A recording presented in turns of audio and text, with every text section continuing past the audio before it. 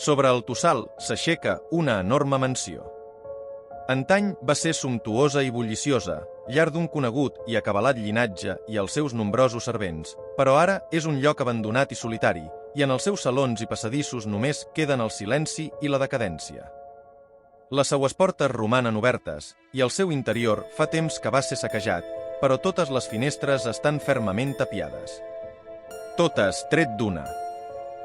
Els ancians del poble conten en xiuxiuejos, apesarats i fins i tot atemorits, que fa molts anys l'opulent i decadent decurs dels habitants del casalot es va veure trasbalsat per les pertorbadores i esfereïdores visions d'un insondable espectre, una figura ombrívola i informe, d'ulls brillants i mirada inquietant, que començà a ser vista, amb cada vegada major freqüència, per senyors i servents, observant-los des de fora de qualsevol de les nombroses finestres de la mansió, tant de dia com durant la nit. Tal va ser el neguit i el terror que aquestes pertorbadores visions van provocar en tots els habitants del casalot, que ben aviat qualsevol joia i qualsevol frivolitat de la vida quotidiana de la sumptuosa residència van cessar. Senyors i servents passaven els seus dies silenciosos i contristats, passant amb temor reverent per davant de les finestres, sempre tement veure una vegada més a l'enigmàtic i obscur espectre que guaitava a l'altre costat dels cristalls.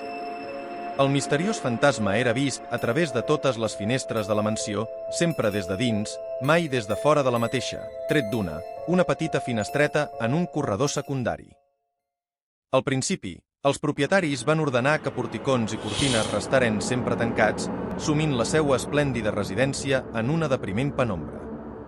Però els albiraments de l'aguaitant espectre aviat tornaren a produir-se, doncs les cortines o els porticons d'alguna de les incomptables finestres apareixien obertes de forma sobtada i inexplicable, provocant el terror de qui veia una vegada més el fantasma al que creien esquivat i la incredulitat de qui estava segur d'haver tancat conscienciosament eixa finestra.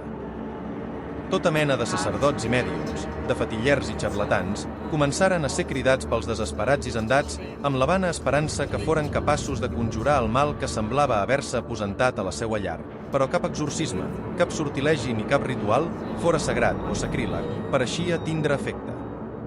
En qualsevol moment s'escoltaven els esquinçadors crits, el plor i la correguda d'algú que havia vist en alguna finestra una ombra malèfica observant-lo des de l'exterior. Hi hagué qui va suggerir deixar la mansió per a escapar de l'espectre de les finestres, però els propietaris, en la seua còlera i la seua arrogància, es negaven rotundament a abandonar la seua heretat. En un desesperat intent de resoldre aquella angoixosa situació, els senyors d'aquell indret van fer cridar a una quadrilla d'obrers per a que cobriren amb rajoles totes les finestres, sumint així totes les estances del declinant casalot en la foscor. Només la finestreta de l'estret corredor, l'únic lloc on mai s'havia manifestat l'inquietant espectre, va quedar sense cobrir per desig de tots els residents de l'ara lúgubre casalot, anhelants de la llum del sol i l'aire fresc que havien desaparegut de la resta d'habitacions. Va passar algun temps. L'espectre que durant tant de temps havia atormentat els habitants de la mansió sobre el Tossal no havia tornat a ser vist, els quals, per la seua part, s'acostumaren a viure permanentment il·luminats per espelmes i llums, ixint al jardí o esmunyint-se en ocasions fins la petita finestreta que havia quedat sense tapiar per a gaudir de la llum del sol. Els senyors de la mansió van arribar fins i tot a plantejar-se tornar a organitzar alguna festa amb les seues amistats, pensant que el que totes les finestres de la seua residència estigueren cobertes podia afegir una certa morbositat o originalitat a la frívola celebració. Un dia, però, va arribar un dels proveïdors que periòdicament portava aliments i altres subministraments a la mansió.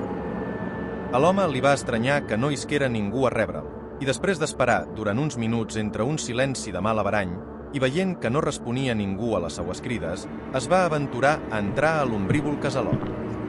No arribà a endinsar-se massa en les fosques estances de la malfadada mansió, car no trobà ni rastre dels seus habitants, però sí tots els mobles i estris al seu interior regirats i destrossats.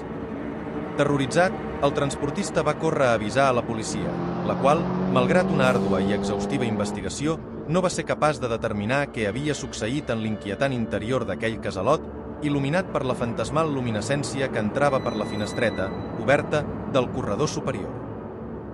Ui, els ancians del poblet conten en xiuxiuejos, apesarats i fins i tot atemorits, que algú ha vist, a l'altre costat de la finestra, observant-lo atentament, a una figura obscura i deforme, de brillants i malèfics ulls.